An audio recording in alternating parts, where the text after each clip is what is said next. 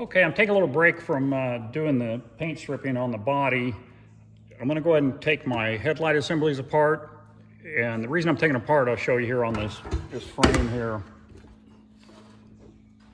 You can see how this hole is broken out and it's got cracks in it.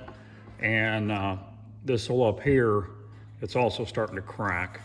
So you have a bolt here, a bolt here, and a bolt here on the back side to hold this into the car. And then on the front, you have these two areas here that hold it up by the front bumper. So I've got that 1980 that I can rob parts off of. And as near as I can tell, this housing bracket is good in it. So I'm gonna go ahead and take both those headlights out, and I'm gonna swap out my bodies, which I'm calling this the body here with the headlights in it, into the new frame. And I was gonna need to take these apart anyway. You don't normally need to take them apart to paint them, but you can see, or maybe you can't see, these are really loose in here, and I'll show you here when I open them up.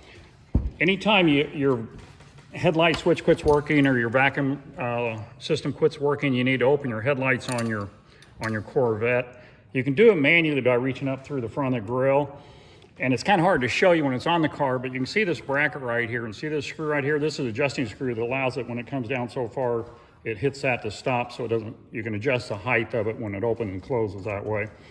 And there's another screw you adjust when it goes up. But what you can do is reach underneath there and see this screw right here. You can just push against it and see how it starts moving, and it goes right up and it opens up. So now your headlight's open. Okay. And then to close it, and you gotta be careful because this can pinch your finger if you're not careful. You reach up in here right where this pivot is, where this shaft is, put your finger right behind it, and you can push right down on it.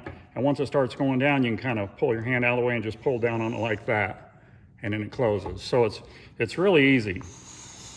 And you can hear the air going in and out of the actuator. I've got the hoses disconnected. When you have those still hooked up in the car, you can still do it. It's just, you gotta push really hard. And you can pull it, push it down and make it collapse and go back up again. I got a bad rubber boot here. Those are new, I just put them on there. I can't believe this is still working. I guess this one's still good. This is just a cover, so it doesn't hurt anything, it just keeps dirt and stuff out. But this little, that rubber cup right there you can see, that's the one that actually does the sealing. So if your headlights actuators quit working, it's usually this one here that you have to change.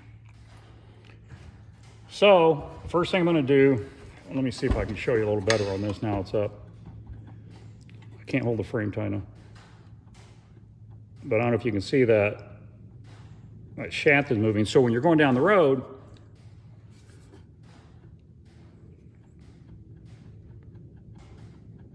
you can really see it there. When you're going down the road, your headlights kind of, looks like it's kind of flickering because it's kind of bouncing a little bit. So I bought a rebuild kit for these bushings, and I was going to switch those out while I had it apart, but once I discovered this, I'm going to take it completely apart now. So the first thing I want to do is take off this shroud here. It just held on with some Phillips screws.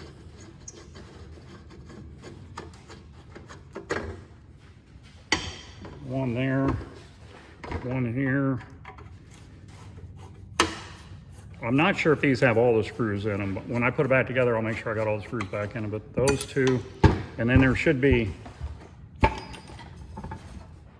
which it's missing one here, and then it's got one here. So there should be 4 screws altogether. So I'll take this last screw out.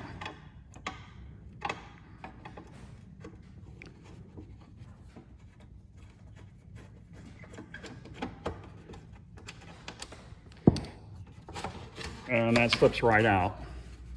Ta-da! And those are in good shape. I'm just going to strip them down and repaint them. Okay. I haven't decided. I think I might go with the LED headlights on this. I don't know. So what I need to do is I need to take these assemblies out. It'll make it easier to paint too with these out of here. Okay, it should just be 2 screws I've been holding those on. Yeah.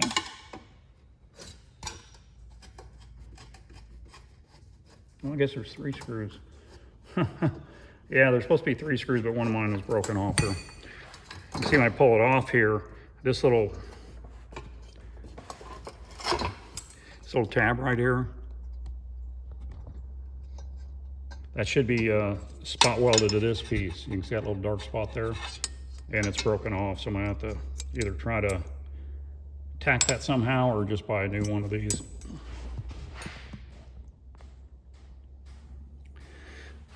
Okay, I'm gonna go ahead and take that off even though I don't need to. I'm gonna get these stripped down all the way. And I'll probably wait till after I paint this piece to put them all back together, because I want to clean this bracket up and paint it. You can kind of see, which I'll show you here in a second, the overspray on this bracket from the original color of the car, which was that Donnybrook green. So I'm assuming they didn't mask them off too close when they painted the car.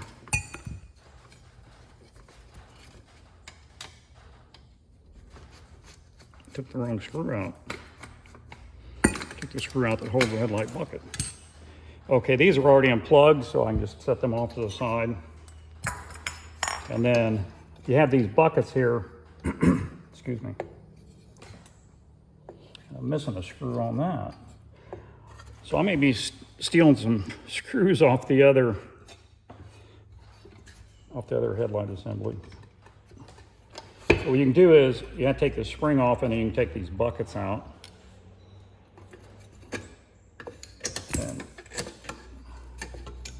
those buckets just slip out of these adjusting screws. But I'm missing a screw here. These Corvettes, I don't know why, but a lot of screws disappear off these things over the years, and I'm assuming maybe when they put these together, they didn't tighten them down or something, or just because it's all plastic and cheap that it solely comes loose. You'll do that spring, and then these should slip off of these little pieces. Dang, that was kind of tight on there. Okay, so I'll clean these up and repaint those. These were black originally.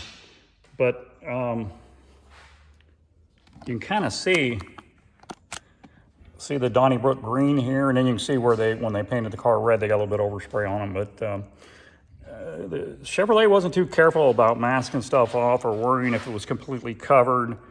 These things looked like they were black originally, and then when they painted the car, whatever overspray gets in there, it's there. They don't care. I want to start taking these springs out. And if you notice, when you're operating it, let's see if I can operate it here. Well, it's upside down. Okay. These springs are pretty as relaxed as they're going to be. So I'm going to go ahead and undo them. Let's pop them off.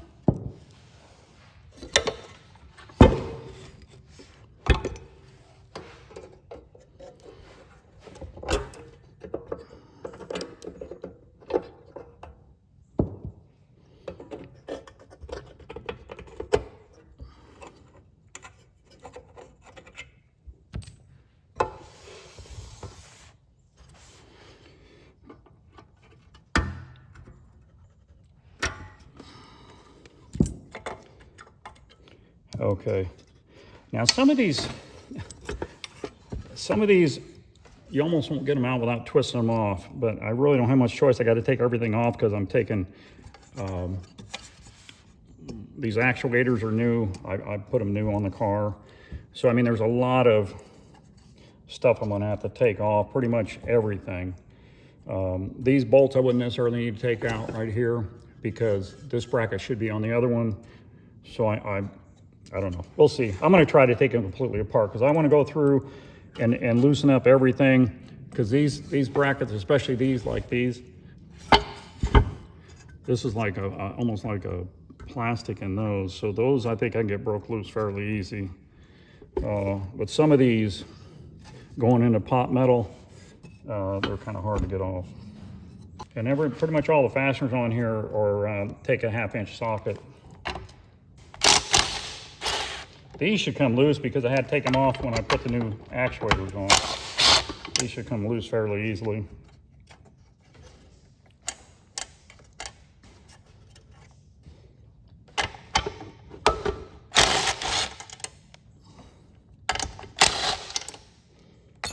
Okay, now I need to take this out. And I'm gonna put all new bushings and everything in these when I rebuild them. There's weird plastic bushings here. There's bushings up here. This shaft should come right out. And it's got these little weird shaped white plastic, I call them bushings. I guess that's what they'd be. Okay, now the actuator should come out.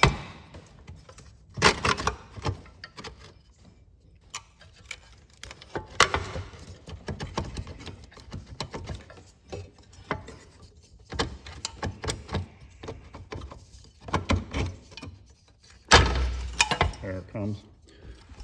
Okay, and there's your actuator. Like I said, my rubber boot here is torn, which is no big deal. I'll just order a new one.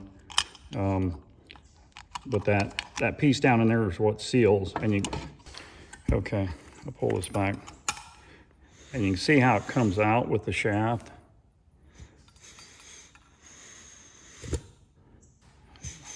So, and the way to test these is if you put your finger over this and try to push it in, it won't go in, okay? So you know this side's good. If you try to pull it out and put your finger over this, you can't pull it out. If it was bad, you'd be able to pull it right out. Same way here. If this piece was bad and I did that, you'd be able to push it right in like that. Okay, it looks like there is one bolt that takes a 9/16 wrench. I thought all of them were half, but so this one here takes a 9/16. Holds it down good. I'm hoping this will come out because it's in the pot metal. Oh, I think that's going to come out just fine.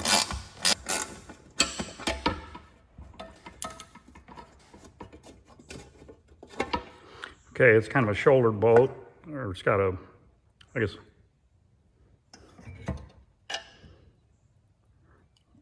yeah, looks like a shoulder bolt, and it's got a bushing here. Another one of those plastic bushings. Again, I'm going to replace all that. I'm going to leave this together for now. I'll see what the other one looks like on the other headlight assembly, but I don't need to take that off for now. Okay, so the last bolts I have to take out, there's 3 on each end here. These holes in here are slotted a little bit in this housing, so you can adjust the headlight bucket in the car to get it level with the body. Another adjustment.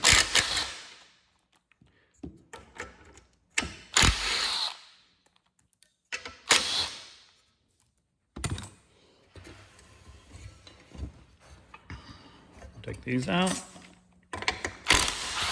That one wasn't all the way in. There it goes.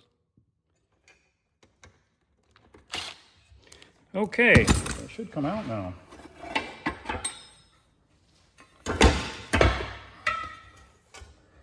Okay, and there's your, I call it the bucket, because it's all put together, looks like a bucket. Okay, and then these are the bushings I have to replace. Kind of see how loose they are. And that makes your headlights sit there and kind of bounce up and down going down the road. I'll get the other ones out of the car and we'll check those out, and hopefully they're in better shape than mine. If worse comes to worse, I can use these. I could maybe come in here and try to epoxy a plate into here that I could pop rivet to the good areas, because this is like I'm pretty sure it's like a pot metal. I don't know. I might try to TIG it and see if I can TIG weld it, but I'm gonna check those buckets out, or these housings out in the 1980 first before I spend too much time trying to repair these. Okay, that's about it for this video. Hope you guys have a great day, and we'll see you on the next one.